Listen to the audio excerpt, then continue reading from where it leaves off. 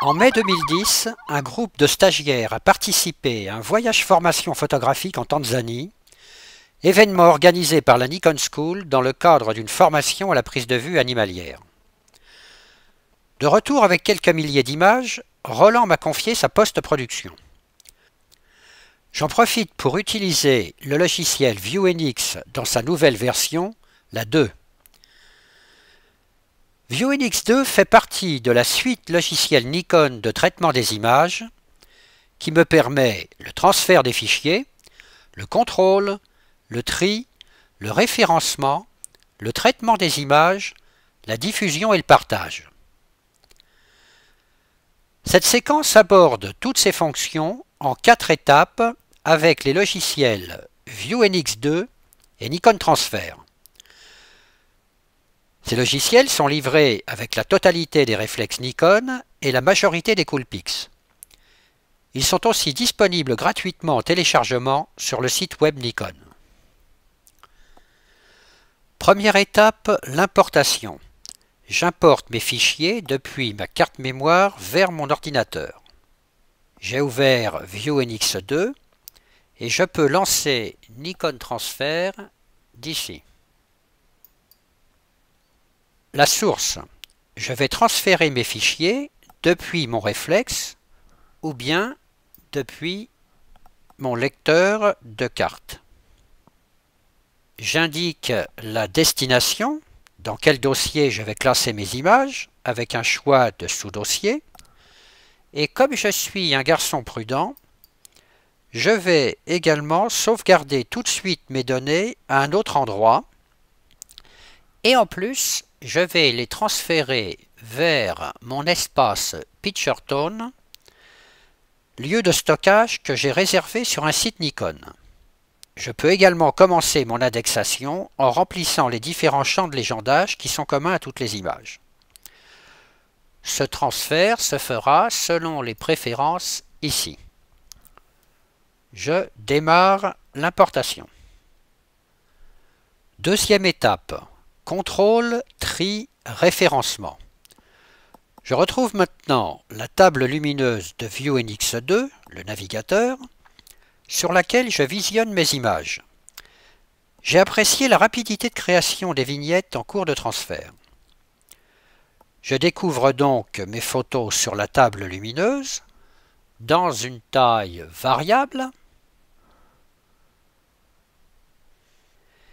y compris les séquences vidéo que je repère par rapport au logo de la petite caméra qui est là, et que je peux visionner avec un double clic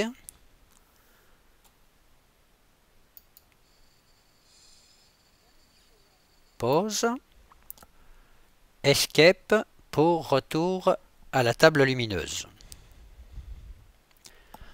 Même chose pour les photos.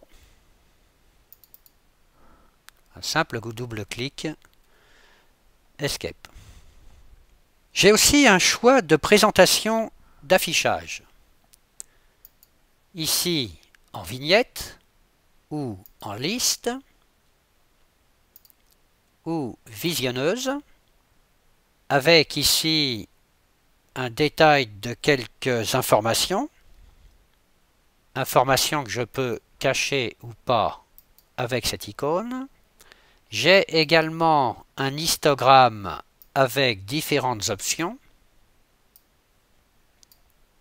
J'en profite pour voir où se trouve l'origine de la mise au point, le point AF, qui apparaît ici. Double-clic, je passe en plein écran. Et avec simplement la touche capitale enfoncée, je passe à 100%, qui est le meilleur affichage pour contrôler la netteté. Touche capitale. Escape, je retourne à ma table lumineuse. Bref, l'outil idéal pour rapidement visionner et organiser un reportage complet. Je vais maintenant anticiper deux méthodes de tri. D'une part, en marquant mes images avec une catégorie colorée, une étiquette. Exemple, j'ai sélectionné dans toutes mes photos les images qui concernent les girafes. Et bien pour les trier, je vais leur appliquer ici une couleur jaune 3.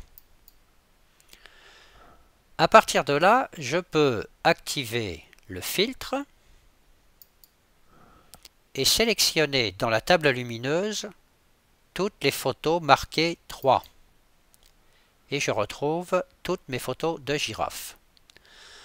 Maintenant, je peux leur appliquer une deuxième distinction. Par exemple, celle-ci, je vois qu'elle a été notée déjà 3 étoiles. Je vais donner à celle-ci seulement 2 étoiles. À celle-ci, un gros plan 4. Je vais sélectionner celle-ci essentielle avec 5 étoiles. Et par exemple, ce groupe avec 3 étoiles et celle-ci 2. Voilà, à partir de là, je fais un deuxième tri dans les filtres et j'affiche uniquement les photos qui ont par exemple 3 étoiles ou 5. Voilà, j'ai sélectionné que 2 images ayant 5 étoiles.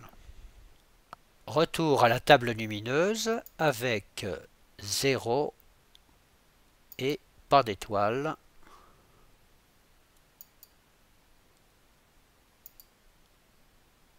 Ces fonctions de tri sont très utiles pour extraire et afficher rapidement les images premier choix contenues dans un reportage et identifier les images moins pertinentes. Pour l'affichage sur la table lumineuse, je peux également sélectionner les images par format de fichier ou réorganiser les photos selon ses choix. Il me reste maintenant à référencer les images que j'ai triées. J'ouvre le volet de droite qui contient les métadonnées. Sur chaque image sélectionnée, je retrouve les informations mémorisées automatiquement par mon réflexe, telles que les EXIF, et les informations communes à l'ensemble des images du reportage, telles que le titre du voyage, le contact, etc. Si je sélectionne une ou plusieurs des images triées, je peux compléter les infos, le contenu, l'origine. C'est important de remplir ces champs car, étant encapsulé dans l'image, il reste toujours accessible par tous les logiciels. Ainsi, toute personne qui recevra ce fichier connaîtra précisément la légende et les droits de l'image. Troisième étape, le réglage des images. Je referme le volet métadonnées pour ouvrir le volet réglage.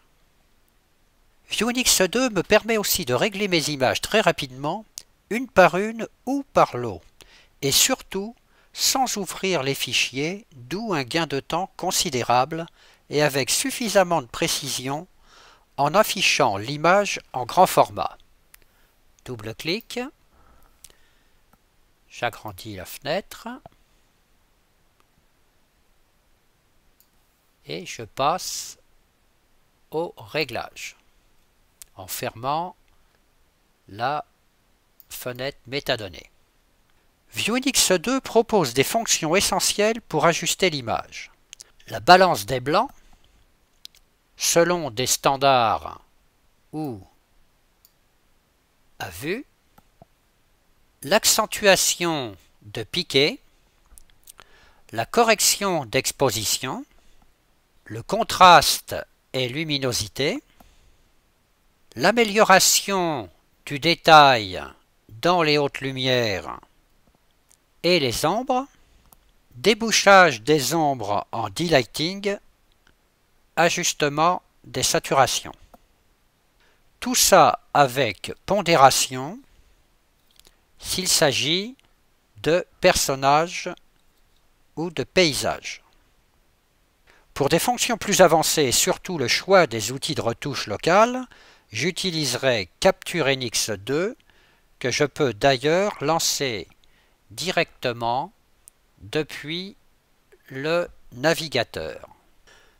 Je peux aussi recadrer l'image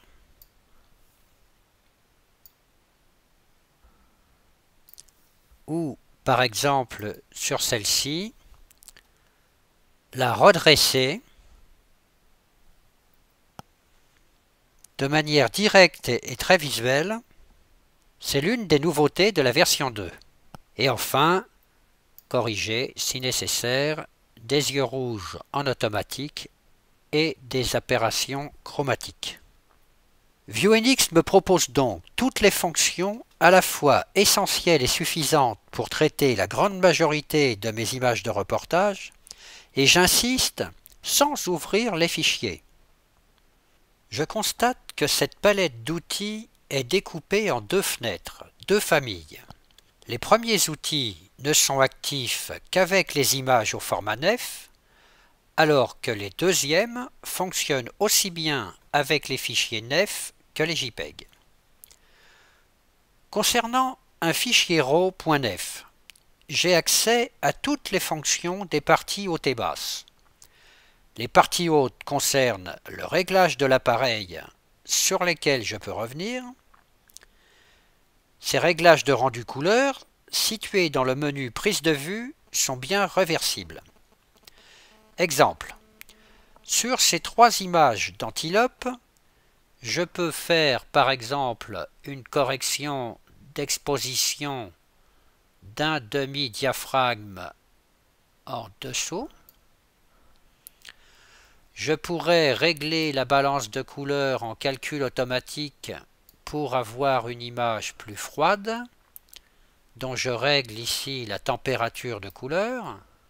Je pourrais être encore plus froid ou au contraire ramener un peu de dominante, plus chaude. Je constate au passage que je peux situer la mise au point par l'affichage du point AF, ici. J'ai donc accès à l'origine des données, le fichier NEF me le permet. C'est comme si j'avais recommencé ma prise de vue avec d'autres réglages du réflexe. Et je continue avec les fonctions suivantes. Je note que dans le cas d'un fichier NEF, je suis dans un mode non destructif. Ces corrections sont mémorisées mais ne sont pas définitives. Je les retrouverai sur Capture NX2 pour les modifier à tout instant et si nécessaire, je reviendrai à l'original de la prise de vue. Ainsi, en fonction de la destination, une même image pourra avoir plusieurs interprétations. Par contre, pour un fichier JPEG déjà développé, si je compare au point .NEF, je suis plus limité. Je n'ai pas accès aux fonctions hautes ici, qui sont réservées donc au fichier NEF, et je n'ai accès qu'aux fonctions de la partie basse, et les corrections sont définitives, contrairement au cas des fichiers NEF. Par exemple, j'agrandis cette image, je vais amplifier un peu les saturations dans le cas d'un paysage. Dans tous les cas, je n'oublie pas d'enregistrer pour que les réglages s'appliquent bien aux photos sélectionnées. Heureusement, le logiciel nous crée automatiquement un dossier et il y sauvegarde les originaux. Pour aller encore plus loin, je lance l'utilitaire Picture Control sur ce lot d'images.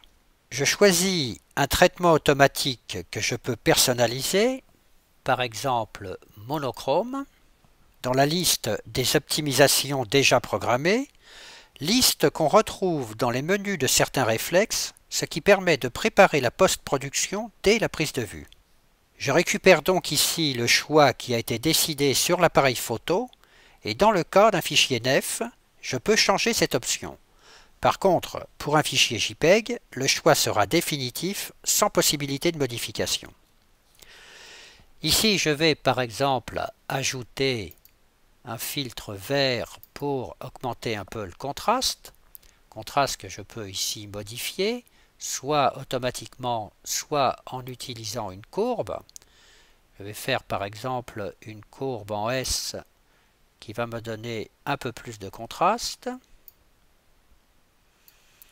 Et je pourrais rajouter un virage sépia dont je contrôle ici la saturation, plus saturé ou moins saturé.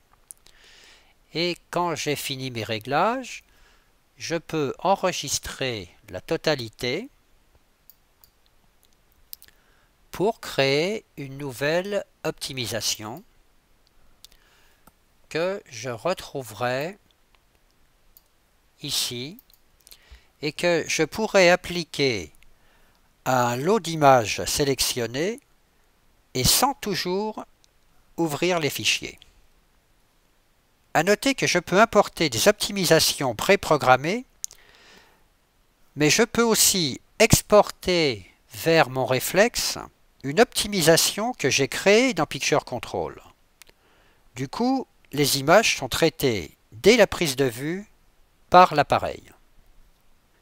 Quatrième étape, diffusion et partage. À partir toujours de ViewNX 2, je vais convertir et partager mes images. Exemple, je souhaite convertir une sélection d'images en JPEG à envoyer d'urgence par email pour une simple consultation en basse définition.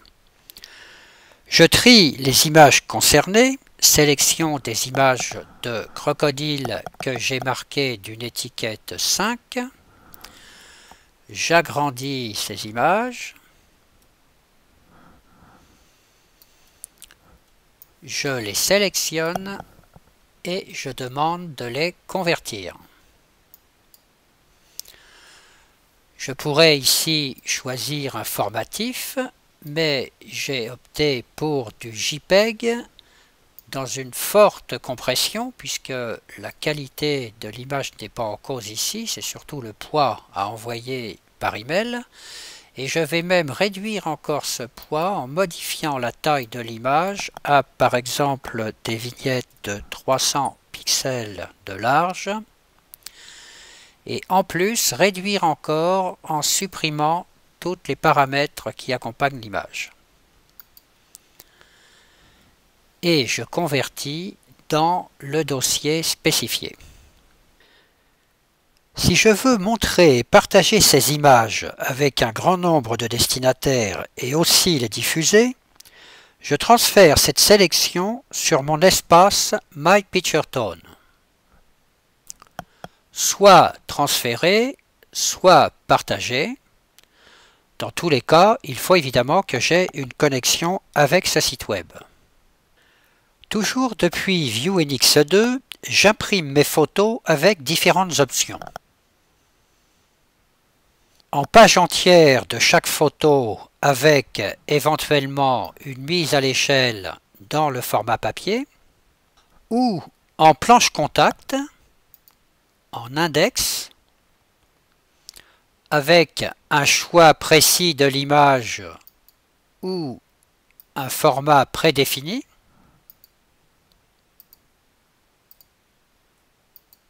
avec ou sans répétition de chacune des images, en précisant éventuellement les informations de chacune des photos, informations que je peux paramétrer ici, la date et l'heure, un choix de métadonnées et les infos de tête et pied.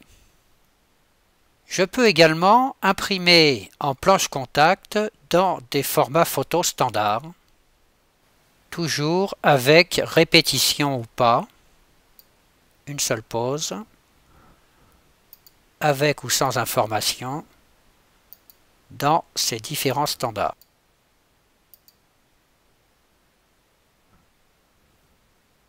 Pour terminer, je peux localiser le lieu de la prise de vue sur Google Maps, à la condition d'avoir bien sûr, lors de la prise de vue, utilisé le GPS qui est proposé au catalogue des accessoires Nikon. Je termine par un diaporama classique avec un fondu entre chaque image à visionner tout de suite à partir de ViewNX 2.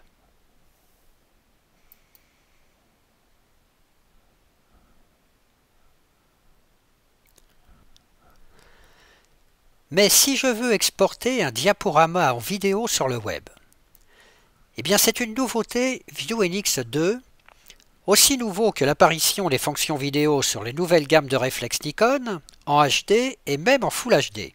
Exemple, je sélectionne des images fixes et des séquences vidéo tournées avec mon réflexe. Je lance Movie Editor. Mes sélections apparaissent dans cette zone nommée chutier dans les logiciels de montage. Je place ma diapo de titre sur la table de montage qu'on appelle une timeline et le résultat de mon montage apparaîtra ici à droite. Je vais maintenant monter les séquences bout à bout. Par exemple, commencer par un paysage, et puis on va mettre une séquence vidéo qui est le voyage sur la piste, et puis sur cette piste, un lion nous regarde passer,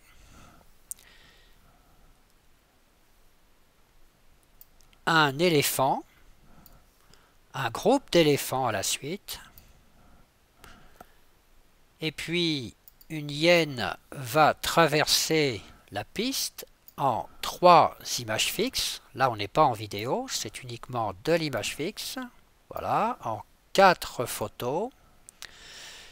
Et je vais rajouter par exemple une vidéo qui est repérée ici par le petit icône caméra.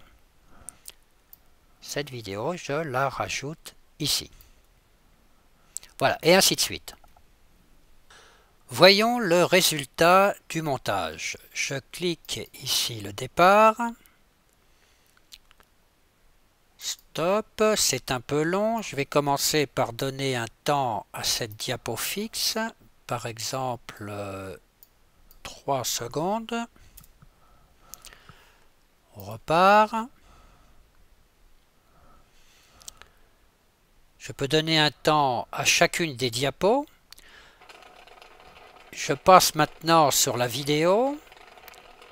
Voilà, la vidéo est un peu longue. Je vais également lui donner un temps maxi en lui donnant un départ, un début ici et une fin juste avant le virage. Voilà, ok. On repart en arrière. Je visionne le résultat. Il y a le son qui a été enregistré avec. Un lion nous regarde passer, même chose, je peux lui donner un temps, on va avancer un petit peu. L'éléphant. Alors au sujet des bandes sur le côté, c'est le format 16 neuvième. Il s'agirait, si possible, d'adapter évidemment les diapos au format de l'écran qu'on a choisi en finale. Voilà, je le passe rapidement. Alors on va voir le passage de la hyène. Alors là, on peut donner peut-être une vitesse plus rapide. On va mettre par exemple 1 seconde par image. Ok, même chose pour celle-ci. Pour celle-ci, 1.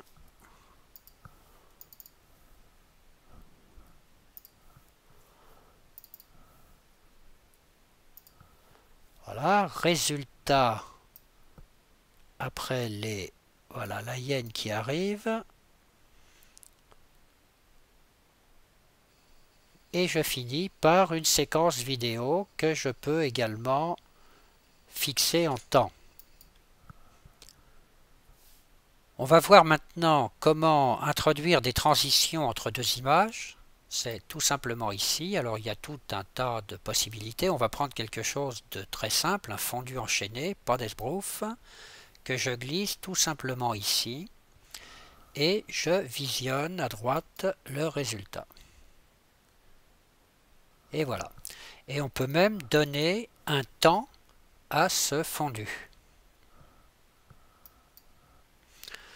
Je pourrais également rajouter une musique de fond. Ajouter, je vais choisir une musique en format .wav, c'est le format reconnu dans ce cas-là.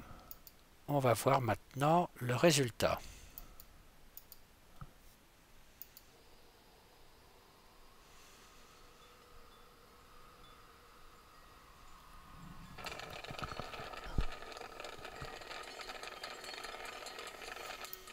J'avance un peu. Voilà, je vais augmenter le son pour qu'on l'entende.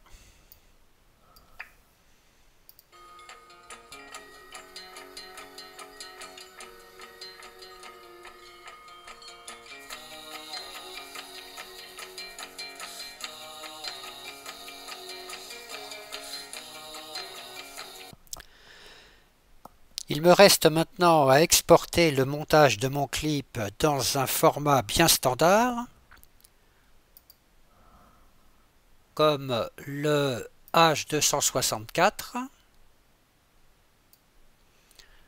dans une définition qui correspond soit au HD ou au Full HD en 16/9 selon mon réflexe, à une cadence de 24, 25 ou 30 images secondes. Et je crée ici le clip. On a rarement vu plus simple pour monter et diffuser de la vidéo. Je vous invite maintenant à voir le clip qui a été réalisé réellement à la suite de ce voyage en route avec la Nikon School. Le lien. Et dans ce lien, voir le 22 juin 2010, la Nikon School en Tanzanie.